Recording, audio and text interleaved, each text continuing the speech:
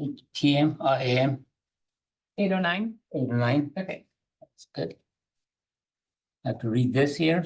Recently, regional and local elected and appointed bodies have been subjected to disruptive, racist verbal attacks by anonymous callers during virtual public comments.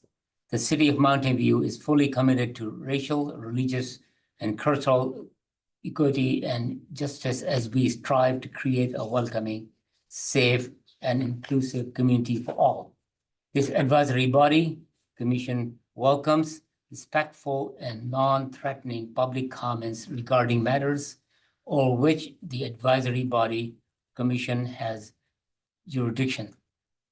Comments deemed otherwise pursuant to the Council Code of Conduct and the Government Code may be grounds for immediately terminating a speaker's comment period. Yeah. So we move to item 2, roll call. Please, and there are 2 members, Mani Singh and Pamela Baird, will be attending remotely. All right, roll call. Committee member Baird, Here. Kavanaugh, Here. Katz, Here. Keith is absent. Lynn is absent. Singh, Here. thank you. Yen will be delayed. Chair Sheikh Here. and Vice Chair Kasperzak is absent. All right, you have a quorum. All right, thank you. And we don't have to read those things here. Item 3, the approved minutes. The minutes for the 4th, 2024 meeting have been delivered to committee members and copies posted on the City Hall bulletin board. If there are no corrections or addition, a motion is in order to approve these minutes. Any? So moved. Thank you. Second. Second, the moved by Peter and the second by Ann, and any comments or Public comment? corrections, public comments? Anybody on Zoom? If you're on Zoom and you'd like to speak on this item, please raise your hand. I don't see anyone raising their All hand. right. Thank you. So, I mean, could you call the votes? Yes. Committee member Baird, Approve. Kavanaugh. Approve. Katz, Approve. Singh. Committee member Singh. Approved. Thank you. Chair Sheikh. Here, approved. Yeah, sorry, All right, and that passes unanimously. unanimously. Great. Thank you. We have a couple absent and Absently. I could repeat it for, okay, I got it down. Thank you. great. Moving on to item number 4, upcoming agenda topics. This portion of the agenda is reserved for the identification of agenda items for future meetings. Items currently on future agenda item lists are vacant storefronts, parking plan update, arts mural in downtown, precise plan update, policy interpretations, school performances in downtown, El Camino Health in October, Wayfinder, and overview of retail trends. So any input for the committee? Any upcoming agenda topics?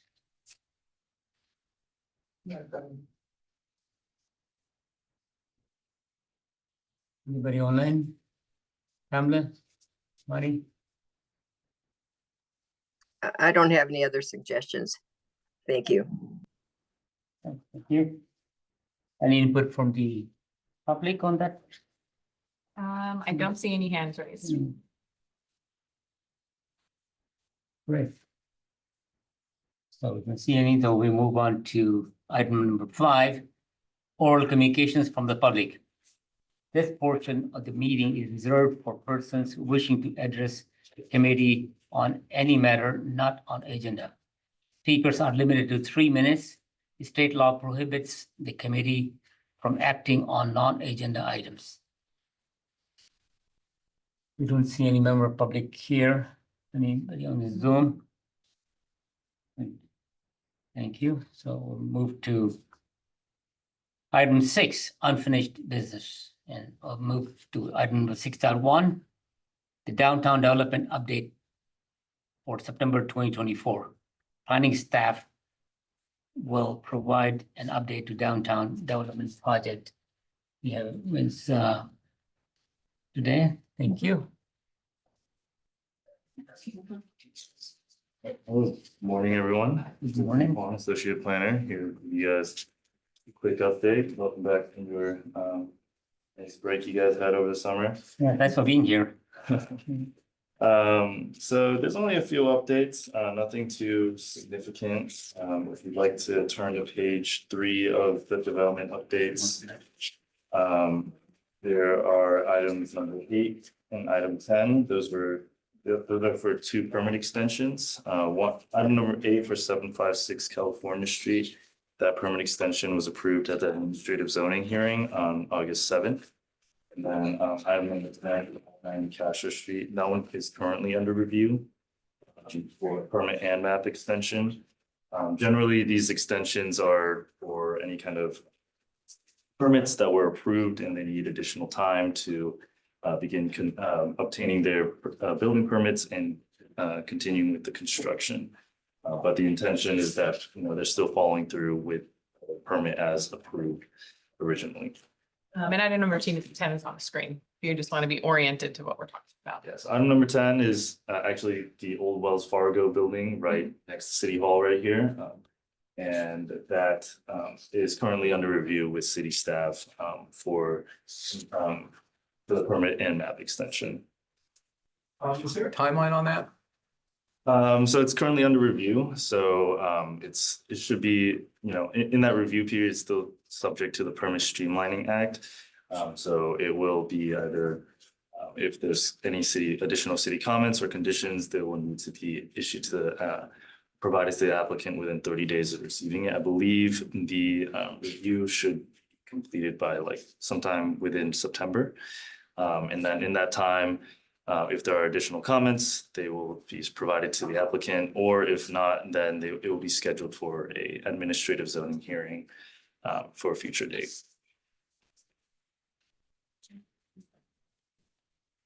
All right, and then moving on to page 4, item number 13, which is 194 and 193 Castro Street. That's for provisional use permit and also plan community permit and a development review permit and historic preservation permit. So that is the Agave building as shown on the screen here. It's on Castro Street. That application was recommended for approval by the zoning administrator on August 14th. So if I believe there is a date that they're aiming for to go to city council. I believe in either October or November. I can confirm that with the project planner. But for that project, it's a addition to the existing building and with a roof deck and also replacing the exterior outdoor patio on the ground floor.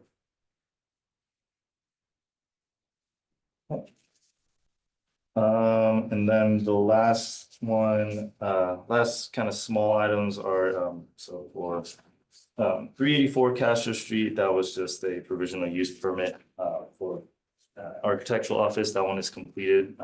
Building permits were completed on that one already. And the last one is item 19 for 251 Castro Street. 384, is that M signs? Yes. Yes, thank you. And then lastly is 251 Castro. That was a modification to the existing provisional use permit for Opal nightclub. And that was just to change the type of liquor license that they had from a type 48 to type 90. And that was approved by the zoning administrator on June 26, 2024. That is all the updates in the for September. Were there any questions? What's the change of liquor license mean? If they can serve hard alcohol instead of just beer and wine, or what? So they've always had hard alcohol. It's just that it changes the age limitations for the bar and the lounge. Okay. Yeah, so it doesn't mean that you can serve to underage, but it allows for patrons of 18 and older instead of 21 and up.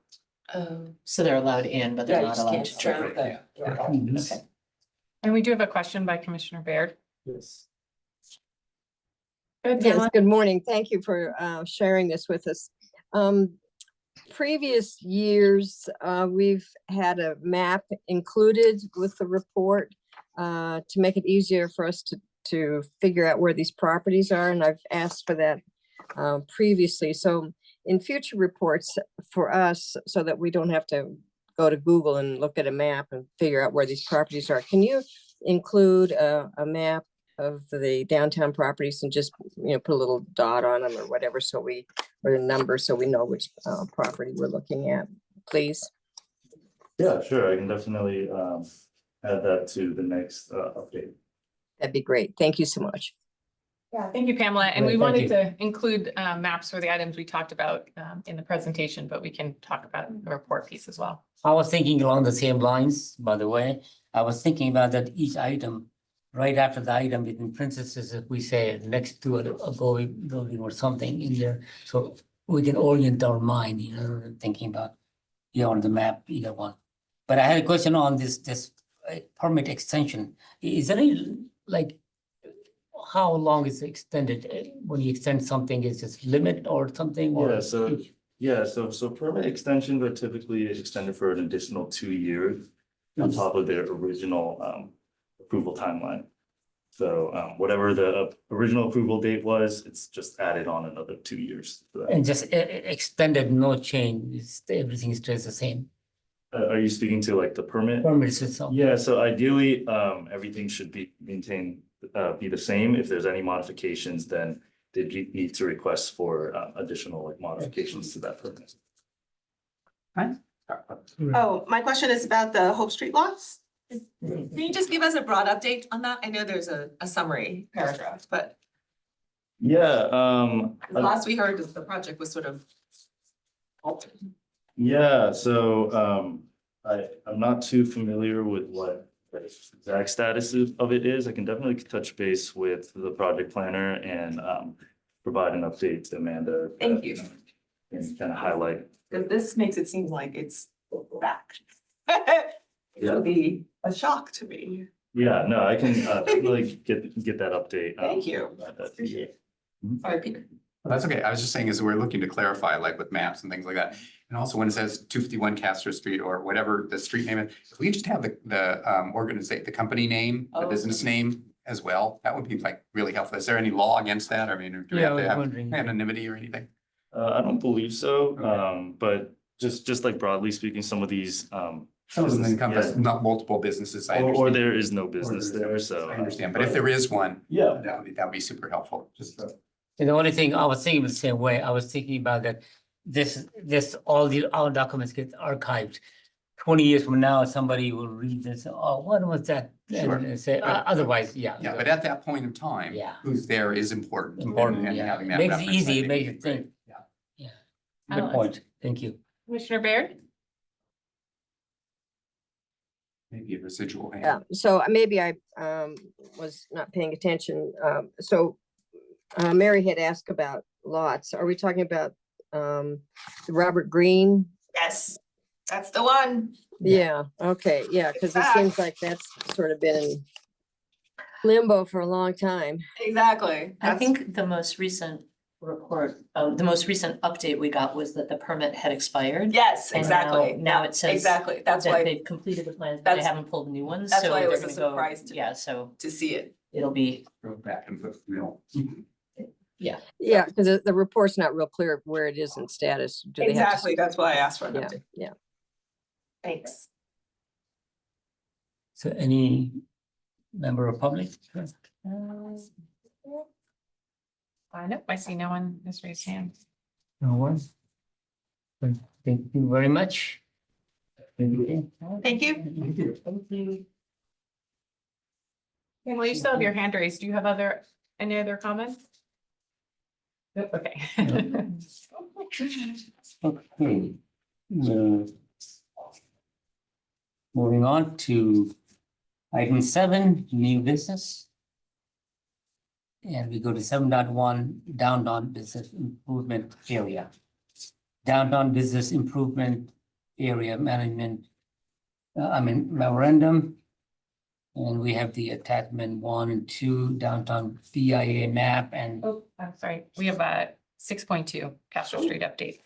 Sorry oh, about listen, that was one thing about, sorry, that. yeah. Ah, sorry about that. 6.2 Castro Street update. Staff will provide a verbal update on current effort and activities related to Castro Street.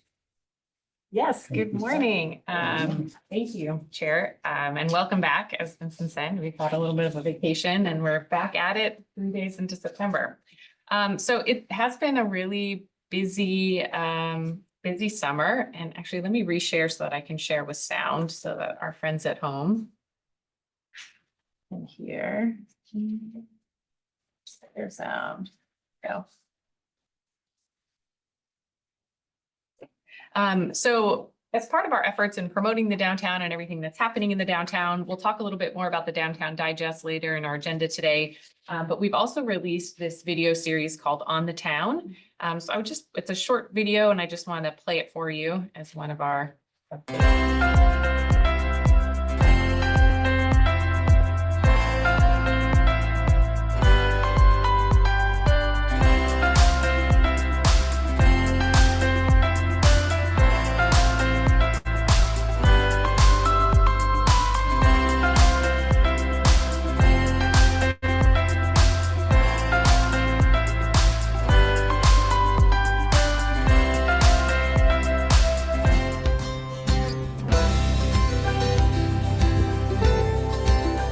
Exciting things are happening in downtown Mountain View as local businesses can freshen up their looks with help from the city. The City of Mountain View is offering facade improvement grants. They're designed to stimulate investment in commercial buildings with first-floor storefront businesses. Grants of up to $17,500 are available. They can be used for building improvements such as signage, lighting, awning, window replacement, architectural design services, and more. Applications will be accepted through December 31st, 2024, or until funds are depleted. For more information, visit the city's Economic Vitality webpage.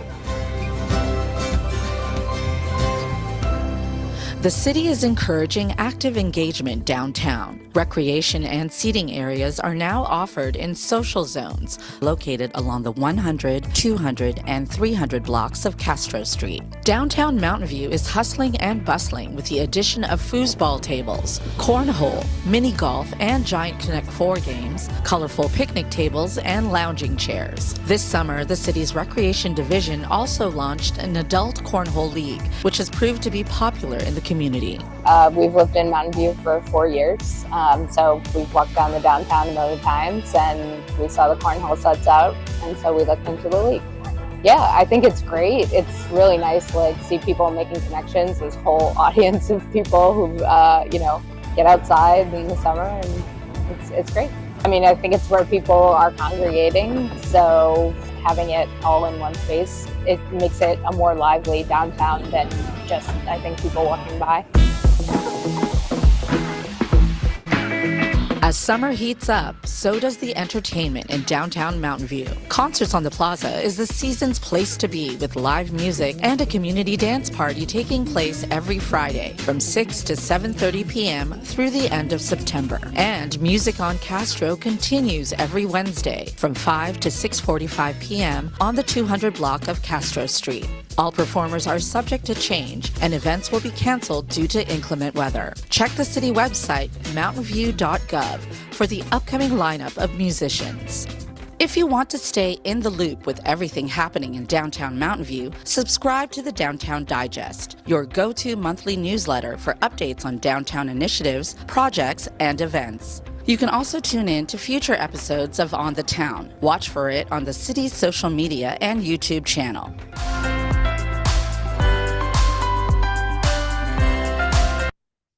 So as the video said, we are promoting these on our YouTube channel. We're sending it out on our various social media channels. And we had a QR code in the recent Downtown Digest. So people who received the Downtown Digest also got linked over there.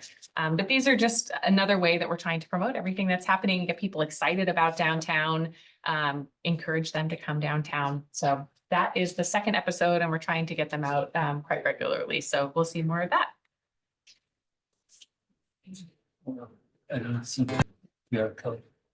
Oh, maybe do we just put a link? Oh yeah, I apologize. Yeah, just the YouTube. I'm sorry, not the QR code, but a link to the YouTube channel. All right. As we mentioned in the video, Cornhole wrapped up this summer and it was hugely successful.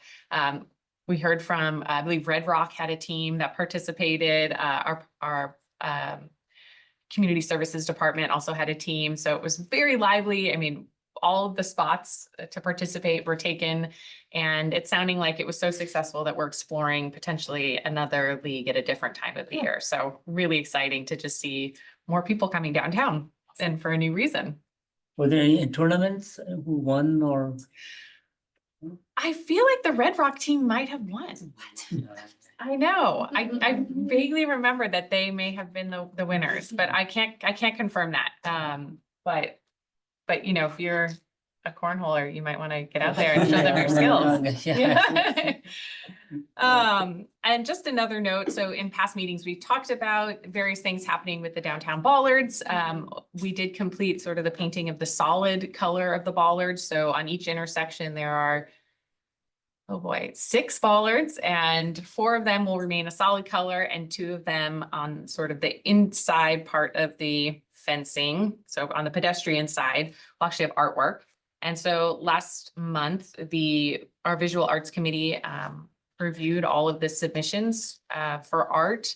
And these are a couple of the pieces that were selected. So there were 6 artist teams that were selected to create art on our downtown bollards. And you can see, you know, everything, you know, from more abstract to, you know, you've got the fish there. You can see the little signs, a little difficult to see, but where it'll be placed, you know, one arrow's pointing to ice cream, the other one's pointing, I think, to the train station. So it has like a little microwave finding, sort of like a little Easter egg in there. The upper right-hand one is actually mosaics, and their intention is to collect bottles from downtown businesses to use in the piece. So a whole variety of pieces. We're still working through some internal contracting pieces. So more to come on that, but did want to let you know that art had been selected and build some excitement for what will be a really cool installation in our downtown. Do you know when the installation will start happening? We don't quite yet. Okay. Yeah. More to come on that for sure, though. And we'll Thank you. definitely keep this group apprised. Yes. When I was reading it, the paint selected is kind of special paint or something, so easy to clean or? We are going to add an anti-graffiti coating on top of all the artwork, which will make it easier to clean, easier to remove graffiti. I believe it makes it difficult for graffiti to really adhere when you put that coating on. But yeah, we are going to take steps to try and mitigate any destructive behavior. Yeah. So as came to the committee last time we met, so before our summer break, we are in the midst of our downtown use table updates. So these are the changes to the use tables that would allow restaurants to be permitted by right in our downtown, as well as entertainment, indoor recreation and entertainment uses. So things like, you know, escape rooms and paint and sips, various activities like that to be allowed by right on the sort of the downtown zone, the downtown precise plan zones that run right along Castro Street. So there are 5 zones there. So it did go to the Planning Commission August 21st.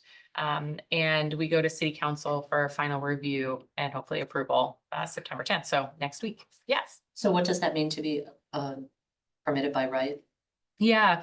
So currently in some parts of our downtown, to have a restaurant, for example, it requires a principal use permit. Mhm. And And there's sort of extra layer and extra steps. You have to go in front of the zoning administrator. And so to be permitted by right would mean that you could, you still have to go and get your, approval to operate there, but there's not those extra steps. So really it shortens your timeline for opening up by a good couple months. Okay, great. Yeah. And actually we have principal planner, I saw Diane on there. She wanted to speak, but it looks like she's no longer on there.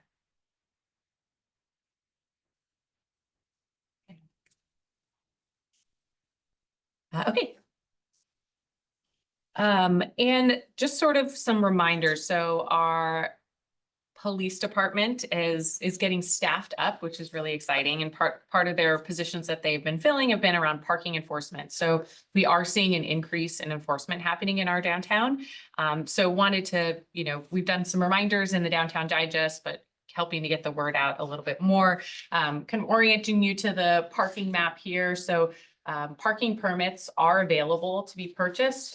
We have daily, monthly, quarterly, and yearly passes that can be purchased for businesses and residents that are within the parking district. So that's that little dotted line that you see on the screen.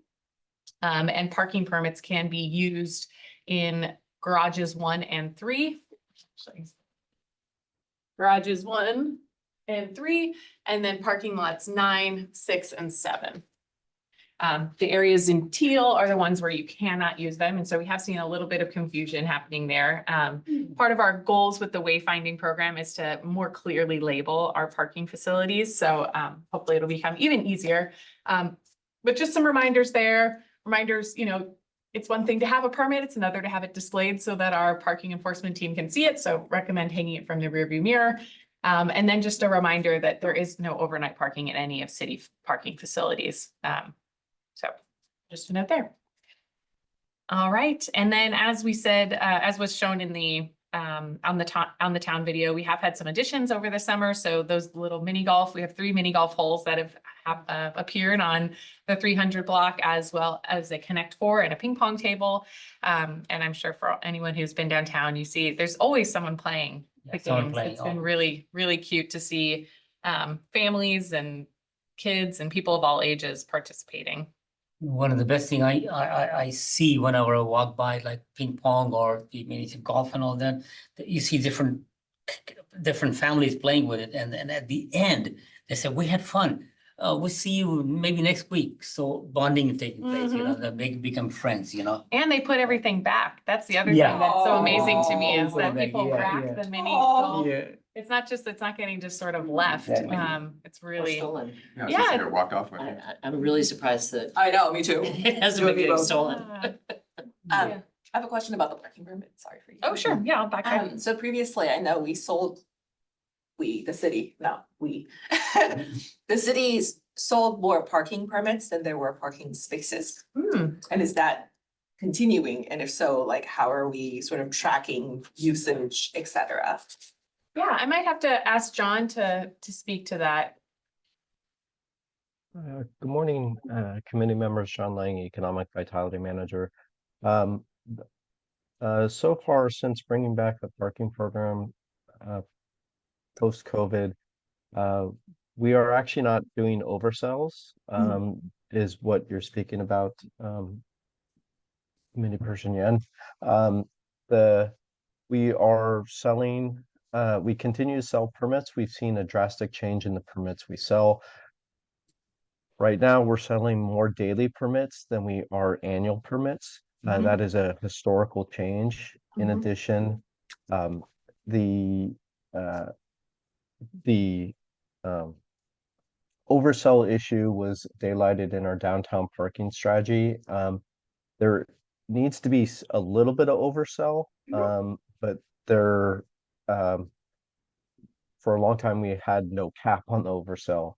So part of the downtown parking strategy was to bring the oversell into alignment, but we're not even in an oversell situation. So we still have a great deal of vacancy in downtown in the office product, and that I think is a reflection of the fact that our sales and permits have gone down over half, or by half, I should say. So we're not in an oversell situation and haven't been in the last 2 years. Thanks for the update. My other question is, how are the parking permit, like the daily permit, how are they being sold? Are they sold online? Are they sold like via QR codes? There seems to be, All permits right now are being sold in person. So individuals can come down to City Hall and buy either the annual, daily, monthly, or quarterly permits. We had an online platform that allowed for that transaction prior to COVID. Unfortunately, um, we lost that platform during COVID. So we're still in a very manual process, but people can pick up their permits. They could leave with a permit in hand by coming into City Hall. thank you. There seems to be an uptick in scams, like with the QR code when you scan at the parking spots. So just wanted to. That you're seeing that there are QR codes out there that are Correct. not city halls. Correct. Okay, Yeah, like Thank you you. scan the QR code and you pay, and it turns out that's not parking at all. That's just somebody's like, they just made up a website. got it. That And have you look- seen those here or? Not you're here, no, just- no, no, okay, but that's something other we can look cities, out for. yeah, Okay, have been reporting. thank that. you. That's Yeah, there's helpful like for us. fake QR codes, so Okay, I would just like, if we're not putting them in, then let's not do that right now, because why, yeah. but yeah, if they're not there, then there's an opportunity for Exactly. someone else to put theirs there. So something to keep in Yeah, mind. just to be aware, yeah. Great, thank you. It looks like we have Commissioner Singh. Their hand is on. Yes, Commissioner Singh? Good morning, everyone. My question is that, is there any future plan for selling these permits either online or some other way? How are these tickets are being enforced? Is it scanned by license plate? Is there a way to someone can buy the permits online and just not have to go to the city hall to pick up and can be scanned through license plate and just find out it's valid? And one more question is, how much is the parking permit for people who are working in the Mountain View? And one more question is if they can park any of the places in Mountain Oh, View, or they have to have a permit. Thank you. So I'm happy to kind of jump in here once again on parking issues. So as Amanda alluded to, parking permits, if you have them, you can only park in select lots. There are a handful of lots that we do not allow parking permits. You cannot use your parking permit also on any on-street parking location. So parking permits are only to be utilized in select lots and both garages. The parking permits themselves can be sold to any property that pays into the parking district fund. So within the map that is currently displayed, there is a boundary, a dashed boundary that is the parking district. So if you are located within the parking district, if your property or your business is located within that district boundary, you are eligible to purchase parking permits. There's a very important distinction with this. That dashed boundary represents parcels that are paying a tax that is the parking district. So it's those individuals within that boundary that are allowed to buy parking permits. So if you live outside the boundary or your business is located outside that boundary, you are not eligible to buy parking permits. The parking district itself has been around since the 1950s. It dates back to the late 1950s. And so parking permits are only eligible within that boundary. The range, there is a range of cost. As I mentioned, there are daily permits, monthly permits, quarterly permits, and annual permits. The annual permit right now is a little over $450 to get an annual permit. The daily permit bundle, you get a bundle of 25, a packet of 25, and they're scratch off. So depending on the day and the year you're in, you scratch it off, and these are hang tags. those bundles cost $135. As it relates to going back electronically, that is something we are trying to do. But right now we are paper-based. You come in, you fill out the form of what type of permit you want, you pay, and we provide you the hang tags that you've purchased. So you walk out the door with the hang tags. When it comes to license plate readers and things of that nature, there are some privacy issues. That is a technology that is certainly out there. It is one that we haven't necessarily contemplated, but our parking strategy does talk about contemplating other uses of technology, and how we track parking and whether you can buy permits online or through your phone at some point. Like you see in other cities, you can pay for your meter parking with your phone, and have it be digital. That is something that is contemplated in the parking strategy, which we will begin to start to implement some of these actions in the next year. I hope that answered your questions. Great, thank you. So I had a question. You talk about the PD presence. Are they doing any foot patrol in downtown? So I can't speak to that, but the downtown is one of the beats that is covered. I believe that there is foot traffic. I mean, there's different officers who are doing parking enforcement. Yeah, I see. But I could certainly get more information about the foot patrol if you're interested. Because I saw them going, but I haven't seen the officer walking, so I thought that it kind of make a difference. Yeah. One last thing I was wondering about that. Have we received any emails or any letters or comments from the member public about the Castro Street, something to say? I mean. About parking specifically? No, not parking, just the Castro Street, how they like it and what did they? Oh, we haven't received a lot of communication. I mean, when I have conversations with businesses and people downtown, we're getting really positive feedback. There are people that send questions. Oftentimes there is hey, I'm loving downtown. I enjoy being there. We have gotten some recent communication about amplified music and people finding that being a deterrent to them coming to downtown. But if their emails are sort of balanced with, I love it downtown, I'm enjoying all the seating, I enjoy the outdoor seating, but they're finding sort of amplified music to be sort of hindering or lessening their experience. So that's been the only communication we've received recently. And just, as a note, we don't currently have a busking ordinance.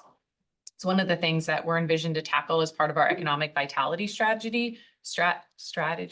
Yeah, thank you. Woo. Tuesday morning. And so it's something that we will look into, but as it is now, it is not permitted. And so if businesses or visitors to downtown are having issues with amplified music, they can call the police non-emergency line. And our police department can ask people to move along.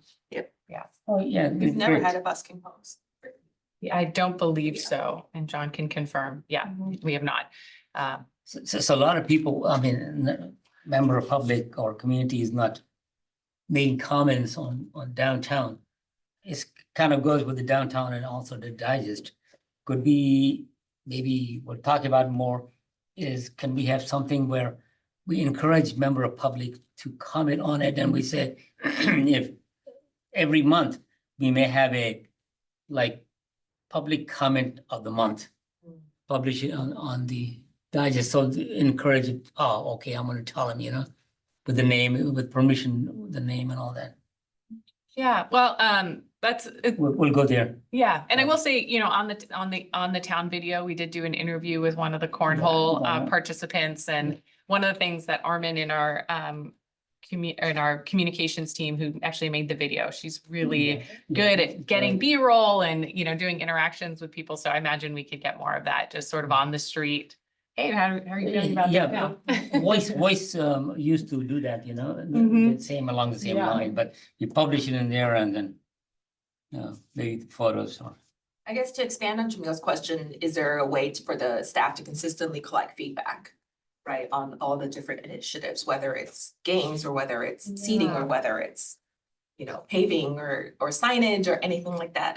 I feel like it would be really helpful to have an ongoing sort of conversation. A lot of times in our neighborhood, for example, there's always question about, you know, street signs or lights going out, and somebody always say, oh, just go to Ask MV, and then somebody will respond to you, you know, within a day. And that's really helpful, but it would be really nice to have some bigger feedback mechanism, the ongoing feedback mechanism. Oh, that's a very good point. Yeah, ongoing. Yeah, I know one of the things later on our agenda item was sort of this engagement with downtown visitors. So maybe we can chat a little bit more about that piece. Yeah. Great.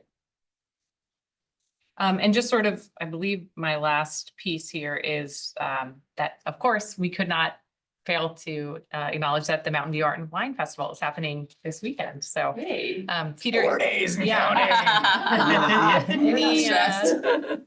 Anything you'd like to say about this? Or Well, what I'd like to say, first of all, is thanks to working with the city, we've been able to actually expand its borders a little bit from last year.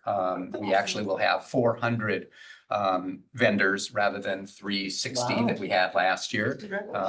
Yeah, we've been able to kind of shoehorn a few more in. And the nice thing about using the 100, 300 block and kind of shoehorning and when I say shoehorning, I mean, because we have so many of the outdoor seating out there, in between their spaces is where we're putting some of the booths, and the restaurants love it because now there's people coming down their street, and the people love it because they're exploring more of it. I mean, we had a super, super positive outcome last year, and that's why we were able to expand it all the way past Evelyn, actually using some of the unused space on Evelyn.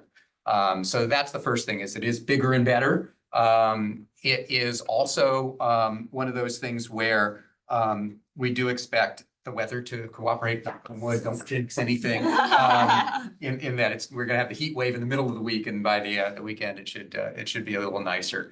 The other thing is that we are experiencing a slight decline in volunteers. So if you haven't volunteered yet, please do. There's still time. If you know other people to invite to and volunteer, please do. There's still time. And it should be just another great weekend.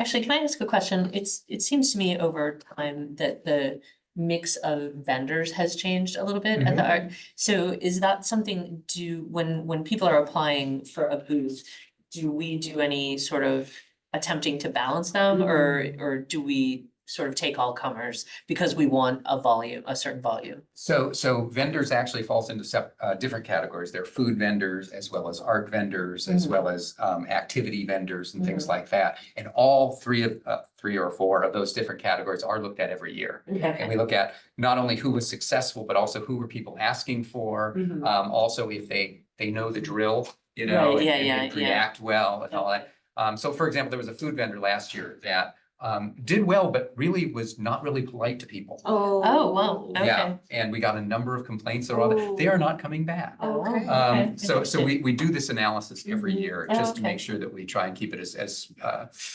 positive an experience as possible. Okay. But I'll also say too, that we also look at, you know, kind of changing moods or changing feelings of people, you Right, know, sure. and so we look at curating, curating the booths. I mean, 400, you know, there's a Yeah. fair amount of Choice, variety. yeah, yeah, But still, if we had, you know, if 90% of them were jewelry, Right. we'd have a problem. Right. And so how do Okay. we balance that out too? Okay. So, yeah, Right. but thanks for asking, because it's a great question. So I noticed that because of what he said, move around, keep the balance, or it used to be like free speech thing used to be stacked up at the end. But I'm noticing now, talking to people that they're kind of they're kind of all over the place, like Dana and Around can mix them up. They're not Did you do that or something? supposed to be. Something I noticed that I saw, oh, The free speech section Or- is consistently Yeah. an area where they can bring a table and they can, you know, do their thing for free. And it's at the end of the street, as it always has been. I see. What sometimes, I mean, how do I say this? If you are going to speak freely in some way, shape, or fashion and exercising your right as a citizen, we can't prevent that. Yeah. If we do prohibit any amplified, you know, megaphones and things like that. So if they're doing that, we can say something. But, you know, there's nothing that precludes someone from speaking their piece. Great. But the designated area is going to be the same as it always has been. And we have Commissioner Singh wanting to speak. Commissioner Singh, go ahead, please. Hi, are these vendors are like more some sort of businesses, they're registered somewhere, or do they have to register with the city? Does city raise any money from them, like as taxes or revenue wise? Are we talking about the street vendors, the ones in the booths that are in the middle of the street? Yes, sir. Okay, so yes, they do have to, that there are permits that they have to fill out. There are fees that they have to pay. They also, there are rules that they have to follow, all of the above. We do collect sales tax. We do collect sales tax, yes. Yeah, I believe they all have to have business licenses, but I don't believe they pay anything because they're there for such a short period of time. We sort of waive, I think it's, John can speak to this, maybe 6 days or less, you aren't required to have a business license. Is that right? Correct. I mean, you still have to file for it. We do record it, but as Amanda has noted, unless the vendor is in Mountain View more frequently, odds are they're probably not paying anything, but they do need to register still. So all the vendors will need to register. And depending on if they're more frequently in the community or not, they may end up paying a portion of the business license or not, because it is scaled by the number of days and also the type of vendor you are. And do they carry their own insurances or we provide insurance? Yes, they have to have insurance. Their insurance. And we also have a blanket policy that ensures Okay. everything. Otherwise, the city wouldn't let us put on the event. Oh, great. So Are she's there better walking through it. With like mom and pop shop or where they do is just? Are they like, Can you repeat that one more like businesses that are somewhere, or are they like a independent, like single operator running it from home or something like that? Are we talking about the vendors again? Yeah. Yeah, Yes, so they can be either one. I mean, you can be an individual who purchases booth space, or you can be a vendor who purchases booth space. And we also, in addition to vendors that are artist-based, so therefore, like I said, jewelry or painting or something like that, we also have sponsor opportunities. And so some of our businesses, some of our local businesses will actually purchase booth space and be able to showcase what they do, even if it isn't quite in the art and wine milieu, if you will. So for example, El Camino Health often has a booth.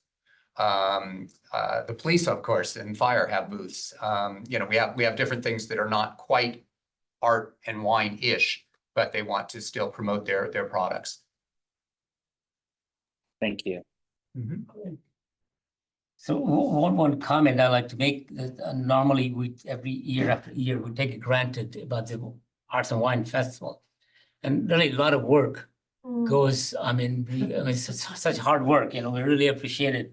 And I was going to suggest that before we go to the community input, there are two round of applause together. I think we can do that. One for the video and one for Peter, setting it up.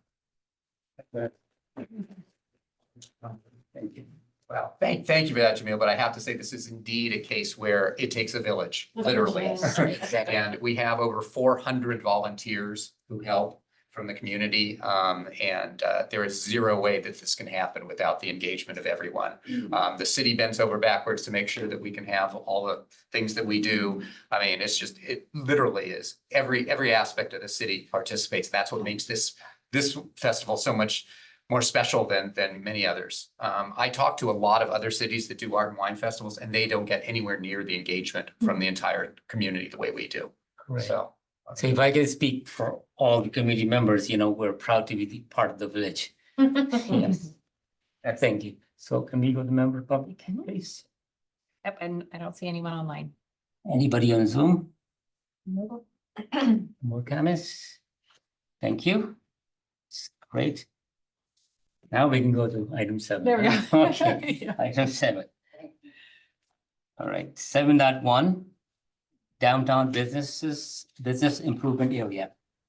We saw the attachment, there are two attachments, downtown business improvement area memorandum. And then attachment 1, downtown BIA map, and attachment 2, downtown business association annual report. The staff will provide an overview of the annual downtown business improvement area BIA renewal process. And the downtown business association will provide an update on activities that have occurred and are planned. Good morning, committee members. John Lang. I will provide some introductory remarks. I invite committee member Katz or the president of the chamber, Peter Katz, to provide some additional comments. This item comes before the downtown committee on an annual basis. The BIA's Business Improvement Area renewal process has been around for 40 years. The original BIA number 1, is an area within the broader downtown that businesses, the commercial businesses within that footprint, self-assess themselves a fee. That fee is collected by the city as part of the business license renewal. So you pay your business license plus an additional fee. That fee is collected by the city and then is remitted to the Downtown Business Association, which currently operates under the auspices of the Mountain View Chamber of Commerce. That pass-through fee that is collected is then used by the BIA, the Downtown Business Association, to actually program and do events within the downtown. So this self-assessment that the businesses elected to do many, many years ago is a way to promote the downtown. That original BIA was implemented, as I said, 40 years ago. About 30 years ago, because of how the BIA was formed, and this has to do with California state law, when the Downtown Business Association was looking to grow funds, they looked at augmenting BIA number 1, but given the way it was organized and adopted, it provided to be a little bit too challenging. So BIA number 2 was created. BIA number 2 is focused on just the 100, 200, and 300 block of Castro. So the commercial businesses within those 3 blocks pay an additional assessment that is also captured. So BIA number 1 generates over $30,000 in assessments for the Downtown Business Association. Thank you very much for putting that out. BIA number 2, as you'll see on screen, is the blue shaded area that generates roughly $10,000. So the annual budget that is collected through this process is floats around $40,000 to $44,000. This is a required public hearing that occurs every year. That has to do with the BIA number 2 and the way BIA number 2 was adopted. So this year, we will be going to City Council in the end of September to conduct the first public hearing of the renewal. This is a 2-part process. The introduction of the public hearing occurs in September, and the final decision is made in October. In addition to the renewal process, the Downtown Business Association puts together an annual report. The annual report reflects what was done over the last year and also talks about what will be done in the coming year. And once again, that was put together under the auspices of the Mountain View Chamber. I will turn it over to Peter if he wishes to expand upon the workings of the BIA and what they've done over the last year and what they're looking forward to doing in the new year. Peter? Great, thank you, John, and thank you, Amanda, for putting up some slides here. So John gave I think a really nice overview in terms of what a BIA is. There are other cities will use different kinds of funding mechanisms to do things like this. There are things that are based on property. There are things that are based on industry. For example, you might have a entertainment BID or BIA that puts a special fee on certain activities and all that. And it all depends on kind of what the businesses want to do, what they want to support, and how they want to pay for it. With our DBA, if you can go to the first slide, the DBA really focuses on three things primarily, and I say primarily because there's also much more that happens. And I would say it's to preserve our businesses. That is, how do we make sure that our existing businesses survive, thrive downtown? Secondly, is we're an information source in many ways, is that there's a lot of things happening around here. And so we meet regularly and actually inform our businesses, both through a formal meeting that we have monthly, but also, going and meeting with them individually and a lot of walking down the street, up and down the street of just, this is what's happening. This is what you need to do. And this is how we help. So there might be a grant coming through on fixing up your facade. This is what it means. This is how it works. There was a certain amount of granting that happened during the pandemic, and there was a lot of explaining that needed to be done between the difference between the PPP and other things, other ways of getting money. And so we did a lot of work there in terms of informing and all that. And the third is engagement. And I do mean, of course, both engagement of customers and visitors, but also engagement of the businesses themselves. So Art and Wine is a great example, is that 4 years ago, what's pre-pandemic? 4 years ago, 5 years ago? Okay. A galaxy far, far A away. galaxy far, far away. Yes. There are many lightsabers being raised over the fact that anything that we did with Art and Wine was hurting our local businesses downtown. We wanted to change that. And so we've been working very hard with the businesses to do different things with online apps and with wayfinding and with promotions and so on, so that they're more integrated into the Art and Wine Festival. And again, as I said, this dotting of booths rather than having it just be a big wall of booths going down is an example of that. And for the last 2 years straight, the downtown businesses have been saying that, especially the restaurants, that actually they saw business upticks. So, but we couldn't do that without the businesses, unless they say, yes, we want to be a part of that, or yes, we will do certain things, or if they know it.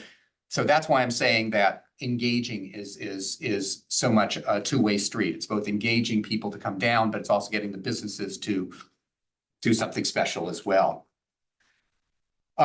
So you all have a copy of this lovely annual report. And I do feel that it is a lovely way of kind of showcasing what's been going on in the past year. I'll just do a couple of highlights, and that is, I mentioned the Art and Wine. I'm calling out Mountain View Historical Association's engagement, and it's not just because Pam's on the call, but it has to do with the fact that my personal opinion is that it's the Mountain View Art and Wine Festival, and yet a lot of people don't know what the heck Mountain View is. What's our history? What's our background, and so on. Well, so last year we did an installation with the blessing and help of the Historical Association that just showed old pictures and descriptions of what was there. And that was fun, but I really like what the Historical Association did during Tech Showcase, where they actually told stories and they showed timelines and things like that. Those are coming back, and we're going to do that at Art and Wine Festival as well. So just a little piece of what makes Mountain View special and how we can augment that. I think that's really going to be exciting. You probably have attended some of the smaller holiday themed events, whether that was, Halloween on Castro, or whether that was Find the Elf, or that was the Find the Four-Leaf Clover, things like that. That the Taste of Mountain View, of course, is a bigger example of that. And I have pictures of lines outside of Dandy's because they were just so excited about what was going on in there. It's a way, again, of engaging people in new and exciting ways around the holidays. We've also been trying to educate and provide more tools. So the social media toolkit.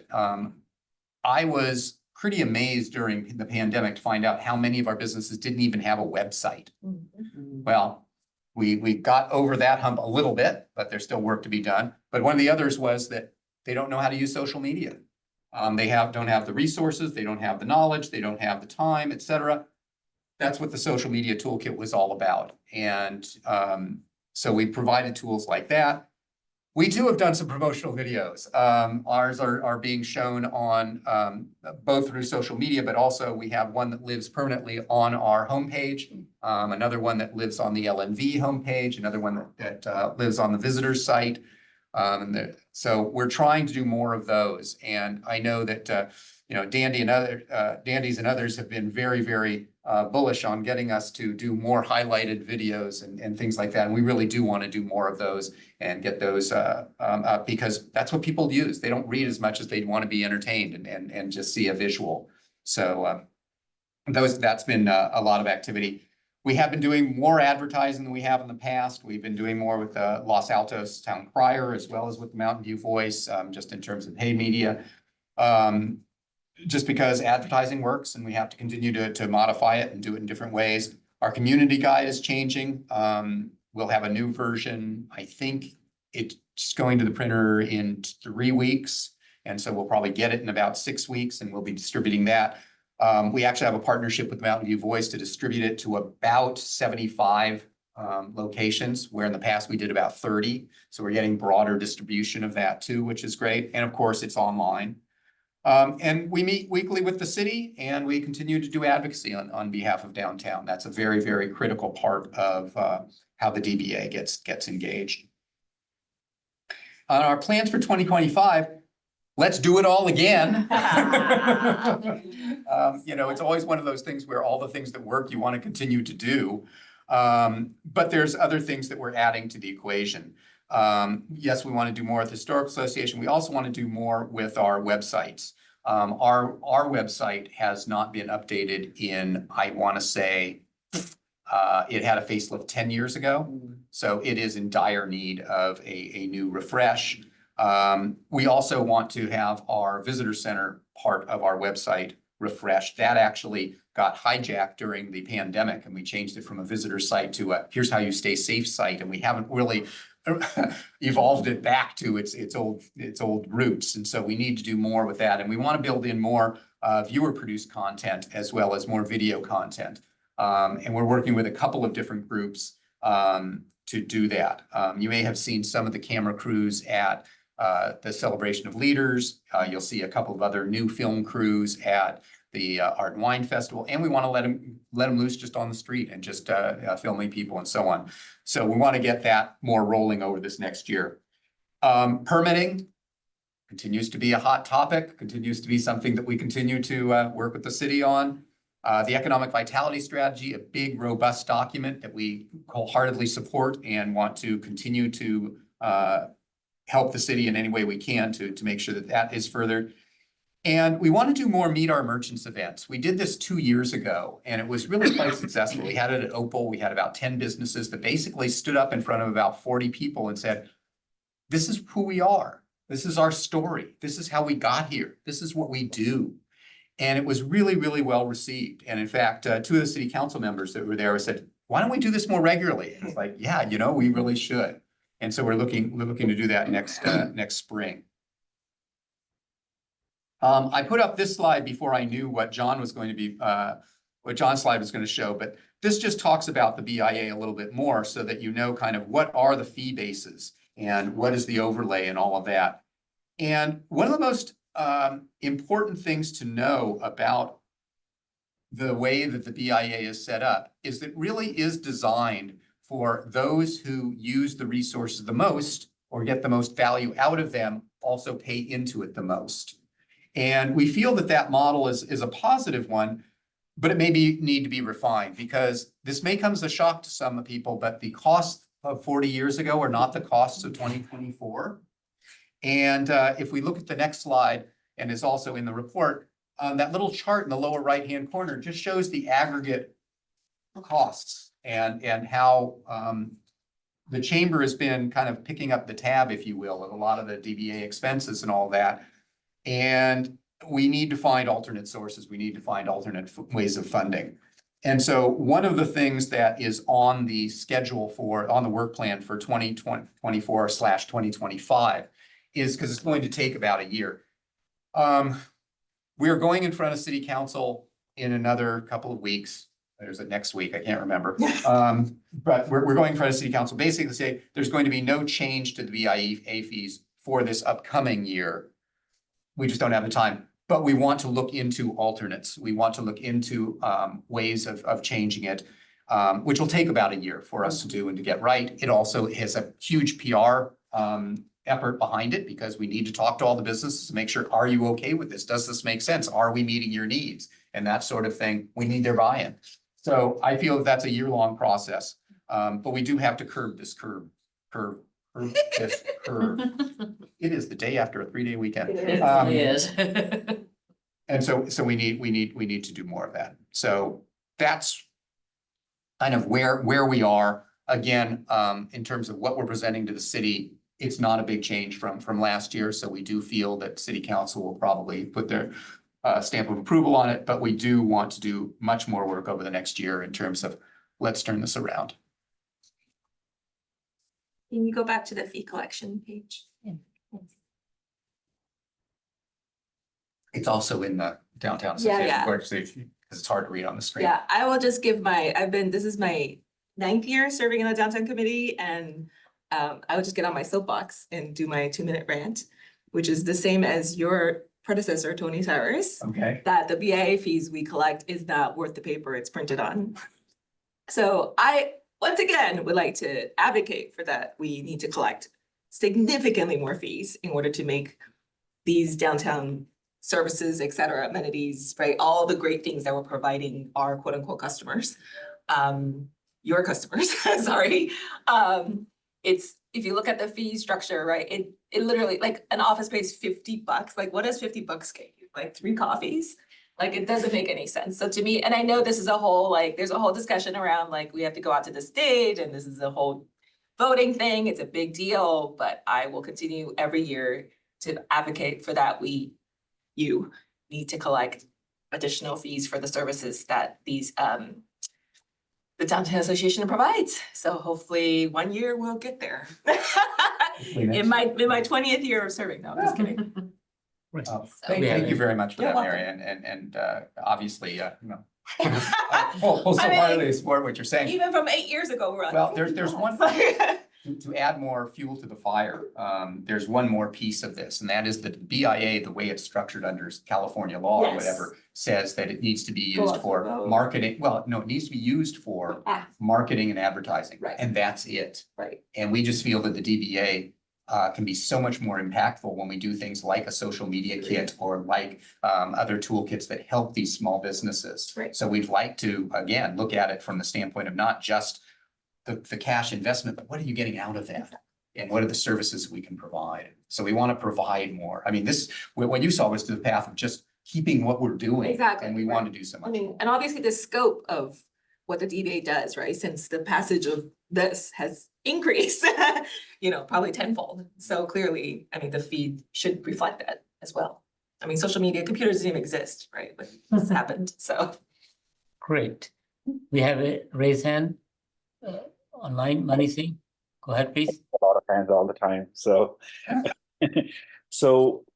Thank you, Peter, for insightful information. As we've been discussing, I think we certainly need, as a small businesses in the downtown, like video shorts, nothing like too long, something 15-second, 30-second videos, for all the businesses, not only just mine. That would be very, very helpful because that's something that businesses don't have funds and this.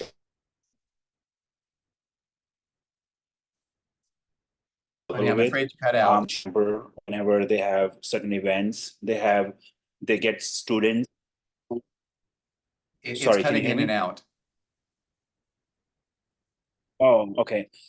So an example is the Cupertino Chamber where they hire students for interns and they are very quick with making those videos. They're not expensive.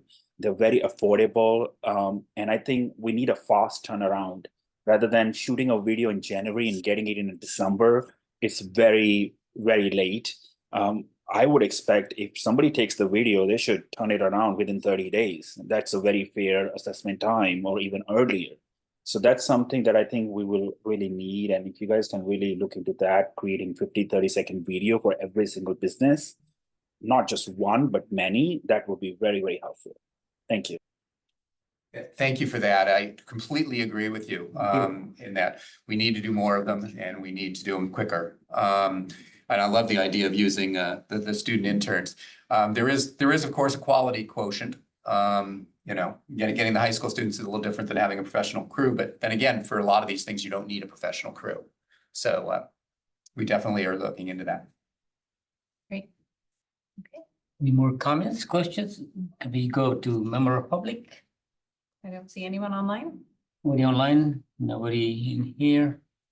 And great. That was great discussion. Thank you.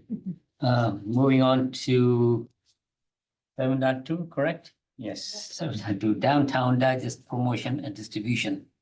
Staff will provide an overview of Downtown Digest and will seek input on expanded outreach and distribution of the digest, with special focus on visitors to downtown.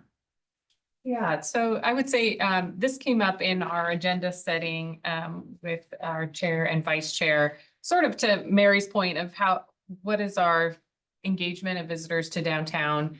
I figured that the Downtown Digest would be maybe a good place to sort of focus on this, given that we have a tool and a mechanism for getting the word out. So I provided just a very short presentation to give just a little bit of background on so far what's happening with the digest, and then we can certainly have a more extended conversation.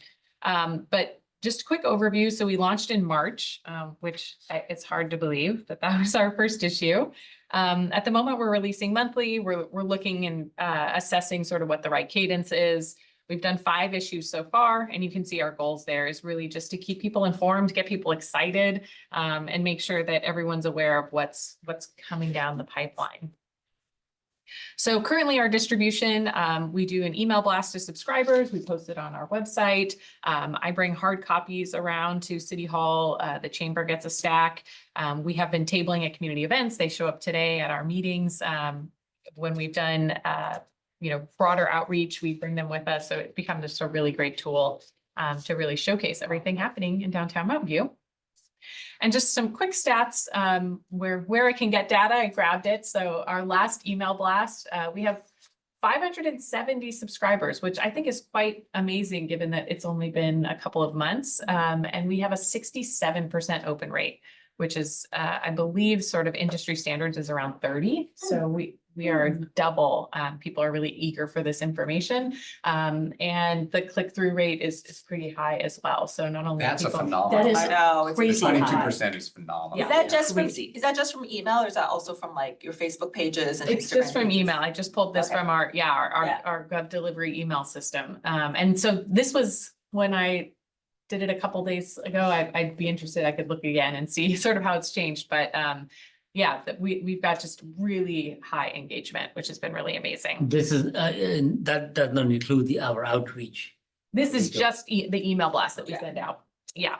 plus that. Oh, wow. And can I ask Oh, a yeah, question? please. Have you promoted it through like the Old Mountain View Neighborhood Association and? So a number of people from the Old Mountain View Association are on our email distribution list. They were really great early on about getting it and distributing it further Forwarding to it, their yeah. network. So Okay. I know a number of people are on here. Okay. Yes, but we are promoting it on social media as well. Mhm, So there's a lot of different ways that we're getting people Right. both to subscribe and to hopefully share it out. You know, I'm on the board for the Omnet, so I could ask them if we can publish it on our newsletter. Oh, that would be great. Because they QR have their code. own distribution. Yeah, that's distribution. Omna does, so That'd be if great. you could blast out to the whole Yeah. one, that would be good. Yeah, it would be wonderful. I mean, any additional sort of mechanisms or routes that we could have for getting the word out would be really wonderful. But really wanting to just sort of share, and this is sort of one, like I said, one tool. I mean, to your point, Mary, around this is sort of outward facing communication. What's the kind of input? We'll have to sort of explore sort of what is feasible. Probably candidly, I am the tool that you have, and so it's sort of, you know. Yeah, but I know you, so I would talk to you. Other people don't. The other thing with asking for feedback though is always, if you ask for feedback, then people expect you to respond to it. So I think Sure. that's like the bandwidth for hearing Yeah, I can be understand. high. Yeah. The bandwidth for understand. dealing Yeah, with it yeah. might not be as high. Yeah, like right now, I'm the feedback mechanism, right? Like, Yeah. people ask me, and I'll be like, actually ask Amanda. Yeah, but. So, I mean, we could certainly, you know, I do think maybe a couple times a year doing sort of on the street interviews would be, you know, or, you know, an iPad survey could be something that would be interesting. I don't know that we have the capacity for sort of an ongoing feedback mechanism beyond, you know, email us at downtown@mountainview.gov. I respond and read every email that comes through that way. Thank you. So, but certainly, you know, your point is well taken. You know, there's sort of the this way communication, and then there's the back and forth communication, and both are really important as we inform and also get feedback. And I just want to say on a broad note, I think the engagement with, so for example, Ask MV, Audrey, is very positive, is overwhelmingly positive. Like I've never had a person who said, oh, I emailed Ask MV and just never heard back, right? I always, you know, they always say, oh, I emailed Ask MV and I heard back the next day, you know, the very same day. Even if the answer is no, I think people appreciate that level of engagement. And then folks of Mountain View, I think that's something that's really sort of, if we surveyed our citizens, I think that would be something that's rated really highly. How responsive is my government, whatever's organization. So anyway, so I want to provide that feedback. Yeah. So given that we have such a positive engagement experience with Ask MV, I would love to see the same, but obviously understanding that resource is limited. Yes. Yeah, and we do, it looks like we do have Commissioner Baird's hand raised, but I mean, I will say, you know, Ask MV is still a tool that can be used in the Absolutely. downtown. I think we still use it, yeah. And certainly, you know, there are ways, I think I was in Cupertino where I saw on every single tree, there was a QR, I think it's Hello Lamppost is their vendor. But every tree had a QR code, and it was like questions or feedback about this tree. And that was the mechanism. Oh my You know, I mean, God. this is sort of an That's too much. This is an external vendor that you have to pay for and budget for, but you know, there are tools like that, but yeah, that might be a little bit much, but As we are. We don't need to survey on garbage cans, thanks. yeah. But yeah, I'm sorry, Commissioner Baird. Yes, good morning. Thank you. I did, when it first came out, I was really excited to see the first issue and did send you a compliment on it. I don't remember which issue it was, but well, you know, we conduct walking tours on the fourth Sunday of the month, and we usually get about 8 to 12 people participating. In May and June walking tours, we were oversubscribed. I had 17 one in May, and I think we had 16 in June. You were nice enough to put a notice in the Downtown Digest, and I think the uptick in our participation was due to the fact that that was in the notification. July fell off. I ended up canceling it because we didn't get enough people, and I think that was because we were not published in the date. So I will definitely get the dates to you when we're doing the downtown walking tours. Also, this is now I have my Mountain View Historical Association hat. We would be happy to provide a little factoid about an old building downtown. Maybe we could incorporate something about walking on Castro, and here's the history of, you know, the Ames building or whatever, just something so people, when they're downtown, they can look at a building and go, oh yeah, okay, that's what happened there. So in any case, if you're interested in that, I would be glad to help work with that. Great, thank you, Pamela. Well, we're in discussions right now about our next issue, so I'll reach out. Okay. Thank you. And thank you for that great, that little quote there about getting increased participation after we promoted it. That's Yeah. a great, great anecdote about just sort of getting readership and participation. It's true, yeah. Thank you. Well, I would So- say sort of just my last comment would be, you know, any help that the committee can give and sort of getting the word out with all the issues, I'll definitely connect with you. Yeah. Chair Sheikh about getting that exposure to in the Old Mountain View Neighborhood Association. Neighborhood Association Digest. Yeah. So I have a couple of comments. I was looking at it. So whenever I'm going around talking to different business, and then I said, have you seen this thing? Oh yeah, what's that? So they type it. I said, go ahead, type. I mean, misspelling mistakes and all that. The QR code comes in very handy. I said, just click on it and then boom, just like that, and they go right there to bookmark it. And so I was wondering about the QR code could be used to really just kind of put it out there, but I mean, the member Yan was mentioning that there was some kind of people putting, the thing is that they misusing it or taking advantage of some of the, yeah, so it could be abused also. But otherwise, I was thinking about that we have so much real estate out there and furniture which belongs to us. And there's a planters, big one, big room in there. We could put them in there. Could we ask businesses, request the businesses to post it as we enter into those businesses, right? They're our QR code. So everybody comes in inside, they just do that. And also even like on the other furniture we have, like on the table in the middle, we have the chairs, we can put them right in the middle of it. QR code. The only thing is that other people would try to put QR code their things on there too. So, I mean, I just don't want to bring it out, and always starting from this, I mean, issue number one, I'm looking at it, that it looks like few pages and you go through it, but it takes a lot of time. How much time? You guys did a wonderful job. I mean, it's really great, So.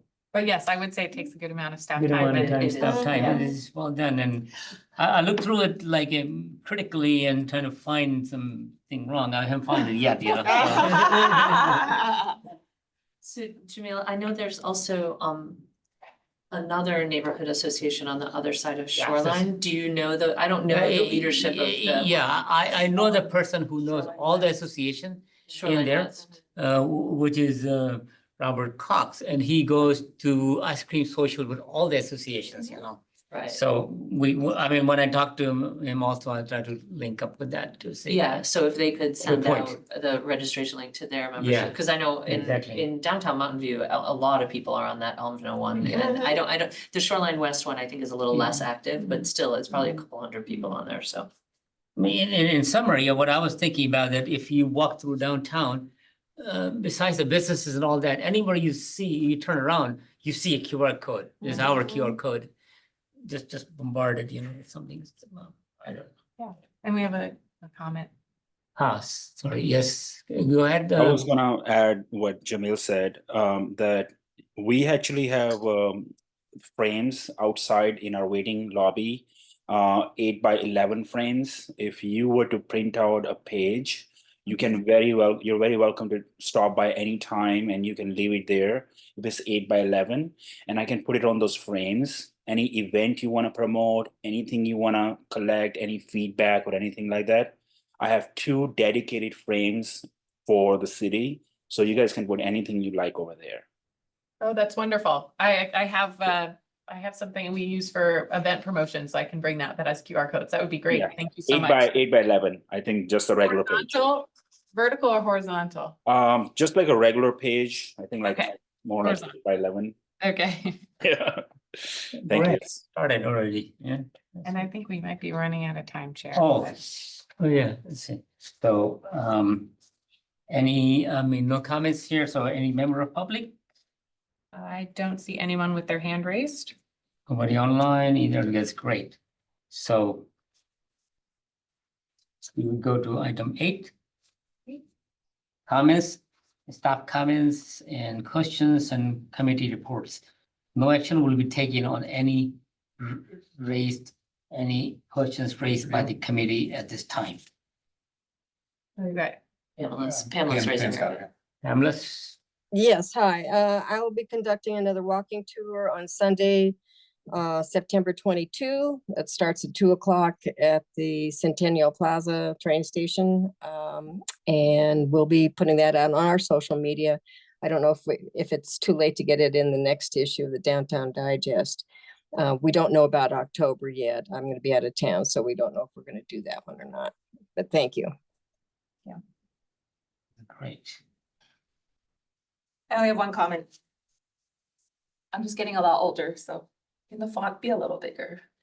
I will see if I can make it bigger. We have sort of templates. I know, I know. I'll have to I'm sorry. find out I'm whether sorry. that's This is possible. my old person / accessibility. I'll reach out to the clerk's office and Thank see if there's a way to get bigger font. I could get glasses or I could just. All of us, huh? Oh, my gosh. Yeah. It's just. So any more comments, questions, anything, any other ideas, any member of public? Now, we will go there, but before we go to item number 9, I'd like to say one comment and thank you to all the committee members for attending and to all the member of public who join or may join like future thing in there, and especially thank you for staff, their hard work. Next meeting is October 12th, 2nd? Tuesday, first Tuesday? First Tuesday, of October 1st. It's the 1st of Oh, October. geez. Yeah. 1st of October, Mhm. right? We're almost in October, aren't we? Yeah. My gosh, and how did that happen? Summer Great. just started. Thank you very much again, and the meeting is adjourned at 9:35. Yeah. Call it 35. Great. Awesome. Okay, thank you. Thank you, Jamil.